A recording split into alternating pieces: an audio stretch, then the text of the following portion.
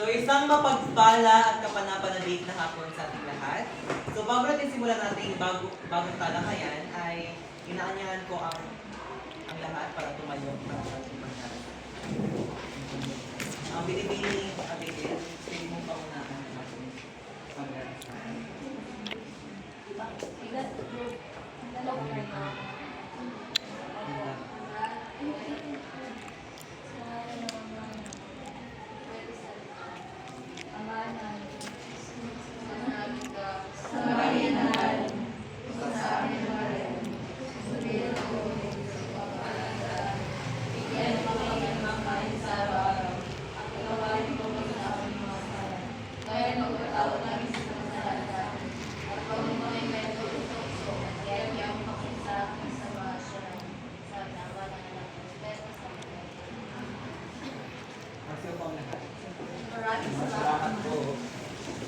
So bago ang lahat, magkaroon na tayo ng isang aktibidad, no? Isa itong pangkatang gawain. So magsimula tayo sa magkaroon tayo ng dalawang pangkat. Una, sino yung Chinese? Isa. Dalawa. Rose. Isa. Dalawa. Isa. Isa lang. Dalawa. Isa. Okay, lahat ng isa dito at lahat ng dalawa dito. Ang tawag sa Dalawa. Abi. Dalawa.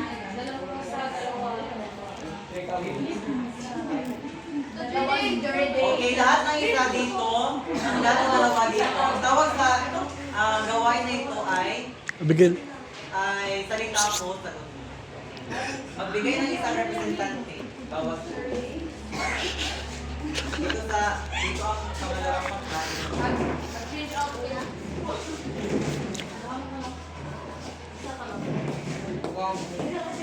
Sino ang representante sa unang pagkain? Go sila. Roberto kami. Joshua. Kami, Lexumen. Ay, Jenny. One ko. Uy, Joshua po ka. Oh, si Joshua. Joshua, kawawa. Ay, nag-Jenny. So, sino ang representante? Sino ang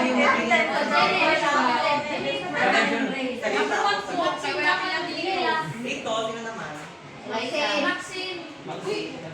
Mali kayo Alaysa, ikaw, Alaysa. Di ko. Bakit ako? Smoky. Salita niya, gawa ko. O sino yung ingon, yung action. Pwede mo. Huwag ako mag. Sige na, Alaysa. Antok mo, takbo kay. Hoy, nauna ko. Warman ba? Ako ngayon. Hindi.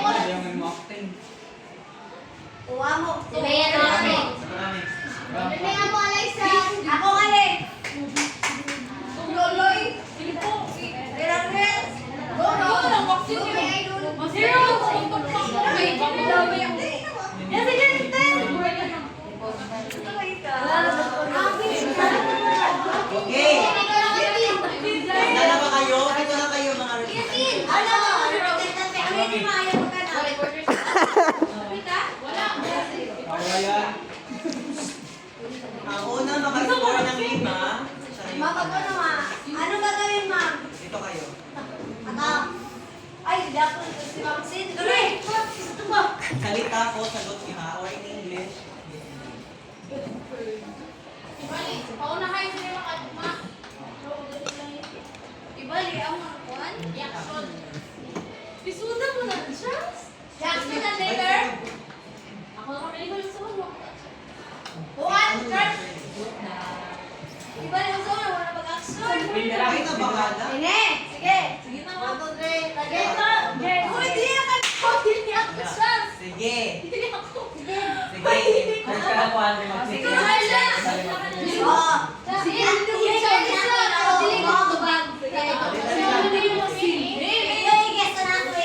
Teka lang muna. Ay, meron ko yung... Yung trali mo, Charles. Pwede ako answer. Boy, ayaw. Tagalog. Ikaw pwede mo. Tagalog, Charles. Oo, sige na. Pilipino to lahat. Tagalog ha. Agoy. Go. Go! Ma'am. Pako.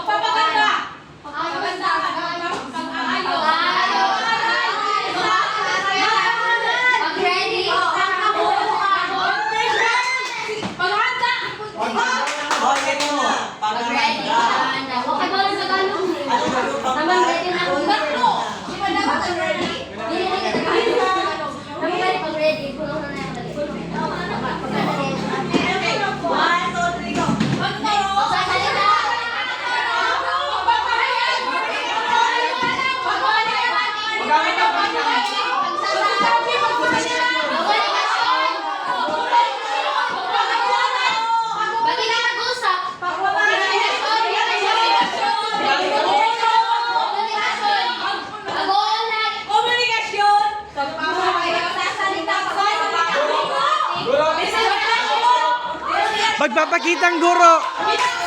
Pinaka-word. Pagtuturo. Pagtatanggol. Pagbibigay. Pagtuturo. Pagpapakitang turo.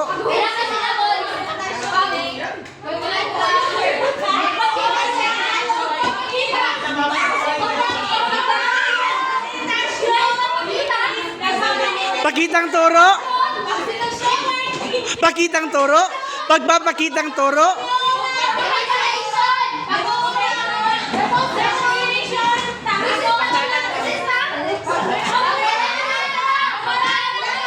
Sige. Ay, mga paraan ng pagtuturo. Sige, ganito na lang. O, ito na lang, ito na lang. Ulitin lang natin yung mamaya.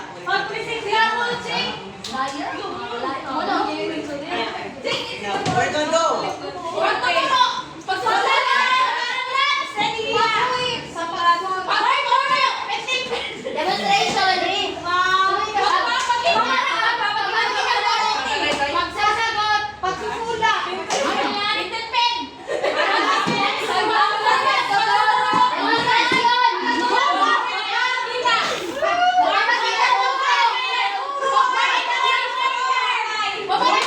Pagmamark ka.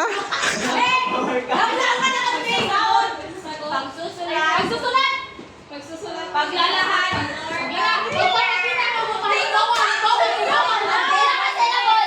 Pagsusulat ng salita.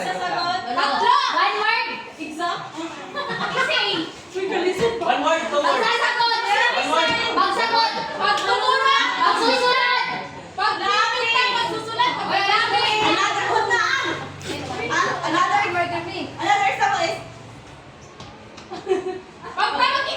Ay, pagmamark ka.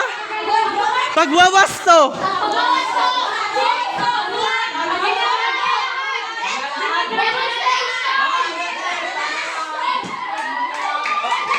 Unsa? Paglalahan.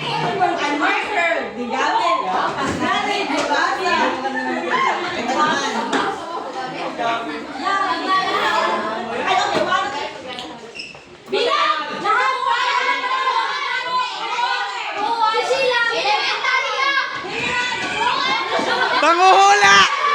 Panguhula!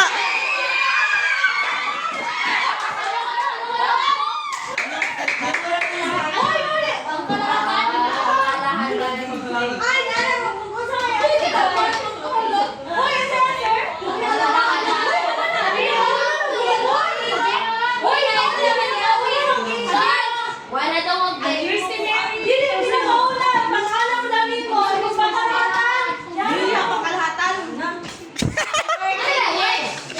Pangkalahatan. Ha?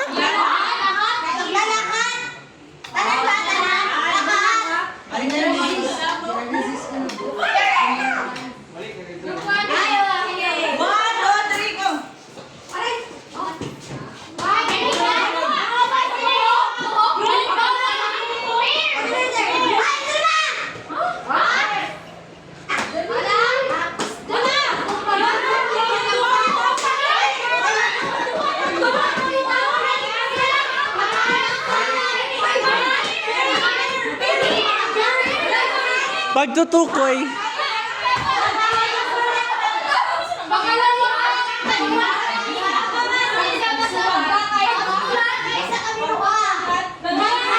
Peer teaching, peer tutoring. Think, pair, and share.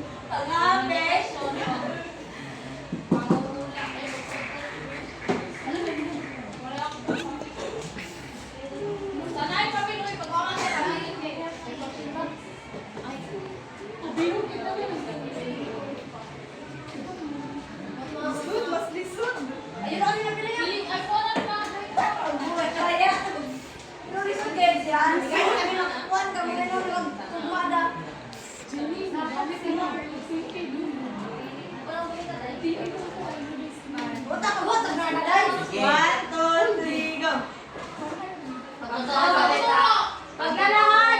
Daan sa pagdalahan!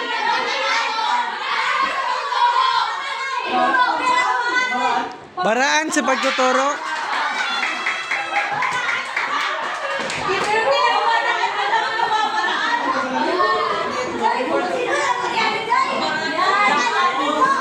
Para na lang ako lang sa pangalawang pangkat. Para na lang makakaitos ng 5. Ayaw, Rhea, kay Reverse times to ka mo. Sabay times 1. Ako, pagtuturo!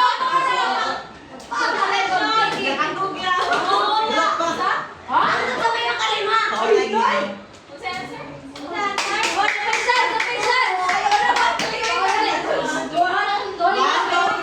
Pagpamayan! Guro! Ayos!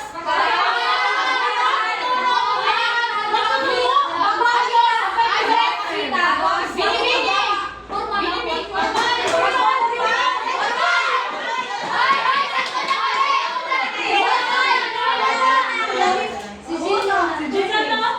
Formal! Formal! Nice one, nice one, nice one. Okay!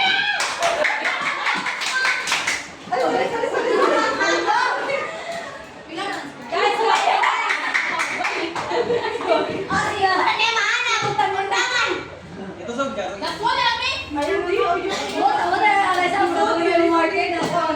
salamat! Guys, balik ko guys! Trust me, hindi ako trust mo! Pagawa na! Puno ito sa sin! Dali na ako eh! Dalawa ko ah!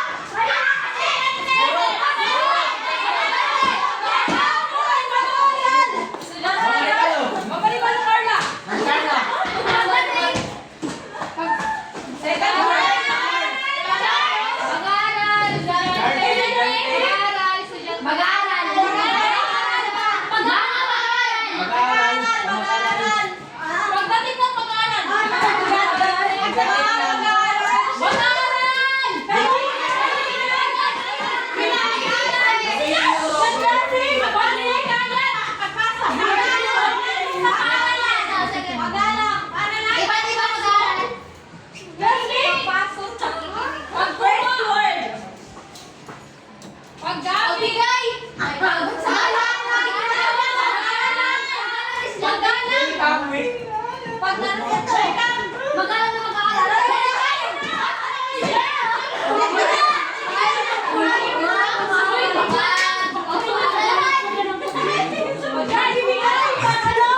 Pila ka words. Magbigay bugay kwan.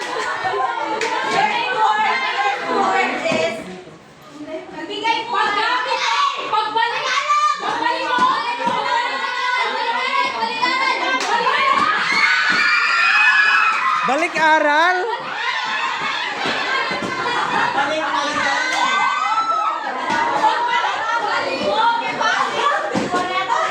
Ano lang.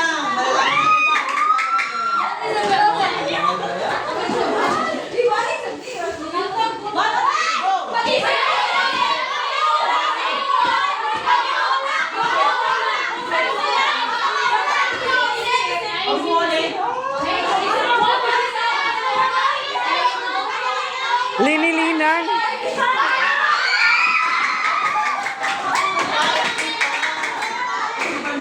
Onsa. Meron tayong panalo.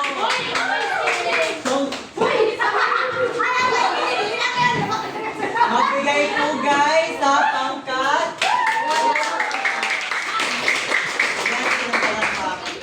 Okay, so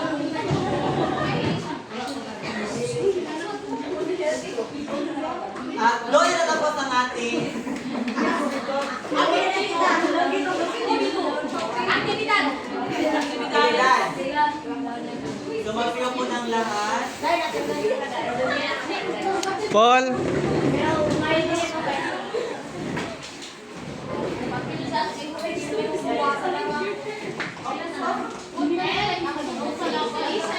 Ay, Okay, relax muna ng 1 minute, okay? Okay, 10 seconds.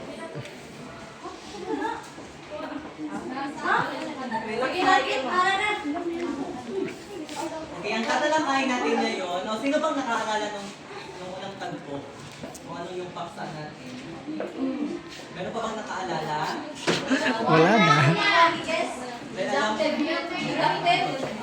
yun ay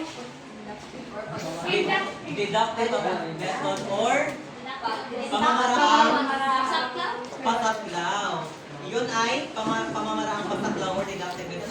Sino ba makapagbigay kung ano ang pamamaraang pataklaw? Meron ba? Yun ay nagsisimula sa halimbawa patungo sa mali. General to specific? General to specific? Oo, general to Specific. Mga tuntunin bago ang mga halimbawa. So ngayon naman, ang itong makabagong pamamaraan na ituturo ko sa inyo ay patungkol ito sa pamamaraang hindi bago, hindi rin uod, kundi pabuod. Magaling! Ito ay pamamaraang pabuod. So ano nga ba ang pamamaraang pabuod? So ang pamamaraang ito ay angkop gamitin sa pagtuturo, kaugnay ng pagbubuo ng tuntunin o pagkakaroon ng isang paglalahat o generalization.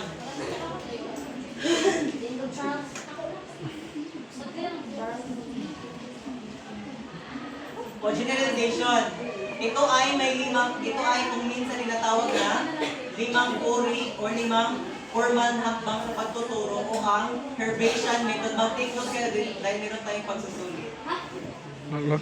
O Herbacean method.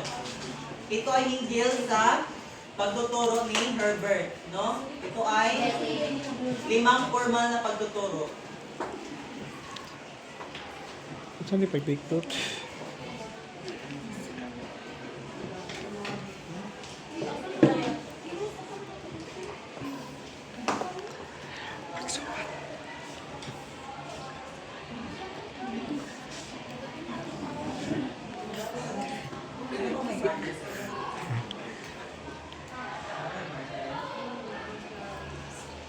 Take note na lang kayo. 5 formal na pagtuturo o tinatawag nating Herbacean method sa Ingles. No? Alaysa. Sinasabi rin ito na ito na nagsimula sa nalalaman patungo sa hindi nalalaman. From nalalaman patungo sa hindi nalalaman. O nagsisimula sa mga halimbawa patungo sa tuntunin. Kaya sinatawag itong egg rule. Example, then rule. Yun ang ano nyo, ilagay mo sa yung keyword, egg rule. Example, tsaka rule. Nagsisimula sa halimbawa patungo sa mga tuntunin. Yun ang inductive or inductive method o pamaraang pabuod. Naintindihan? Pwede nyo sabihin kung hindi para maulit ko. Sige, ulitin ko. Ito ay makabagong pamamaraan sa pagtuturo o inductive approach or pamamaraang pabuod. Ito ay nagsisimula sa general to specific. Halimbawa patungo sa mga patungo. Halimbawa patungo sa tuntunin. Ito ay may tinatawag na 5 formal na hakbang o sa Ingles. Very good. Magaling. Herbacean method. Herbation method. Hango sa pagtuturo ni Herbert. Magaling. So ano ang unang hakbang sa 5 formal na hakbang sa pagtuturo sa pamamaraang ito? Yun ay kanina. Ano yung una? Paghahanda. Pangalawa, take note, paglalahad. Pangatlo, paghahambing at paghalaw o comparison ng abstraction. Pang-apat, paglalahad. At panglima ay ang paggamit. So ano yung paghahanda or sa English, tinatawag nating preparation. So anong ginagawa ng isang guro dito sa preparation? Sa bahaging ito, ay inihanda ng guro ang kaisipan ng mga mag-aral para sa araling tatalakayin. Naintindihan? Sa presentasyon, Opo. Maghahanda.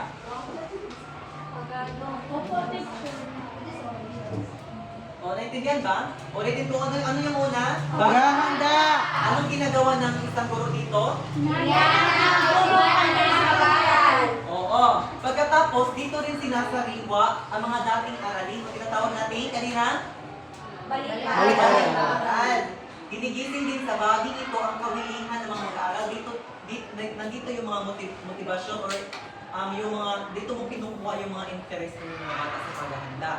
Ang pangalawa ay ano yung pangalawa? Paglalahad. Anong ginagawa ng isang guro sa paglalahad? Sa bahaging ito, nilalahad ang bagong aralin. So dito na, papasok yung bagong aralin. Sa pamamagitan ng pangungusap or yung mga halimbawa. Kasi nagsisimula tayo sa halimbawa, patungo sa mga patunguhin. Sige, halimbawa, kung ang paksang inyong aralin ay tungkol sa wastong paggamit ng rin at din o kaya may tsaka mayroon. So anong ginagawa ng teacher? Mabibigay siya ng halimbawa. Yun yung ginagawa ng isang guro dito sa bahaging paglalahad. Tatawagin ng guro ang pansin ng mga mag-aaral tungkol sa pagkakaiba ng gamit ng dalawang sektor. So dito na tinatawag kung ano kaya ang pagkakaiba kaya ng may at mayroon at saka rin at din. Doon na papasok ang pangatlong bahagi. See? Paghahambing at paghanaw o sa Ingles, comparison and abstraction. So anong ginagawa ni guro dito? Ibinibigay, dito na binibigay niya yung pagkakaiba. Ay, ganito pala yung pagkakaiba. So ako muna tayo sa paglalahad, no? Dito na binibigay ng sa guro yung ano talagang pagkakaiba ng may at mayroon tsaka yung rin at din. Halimbawa, matapos na ilahad sa pisara ang mga sitwasyon ginamitan ng rin at din, hayaan ang mga mag-aaral ang makatuklas sa kaibahan gamit ng dalawa. So, hinahayaan kasi facilitator tayo, di ba? So, hinahayaan natin yung mga estudyante mismo ang makatuklas kung ano ang kaibahan ng rin at din o kaya may at mayroon.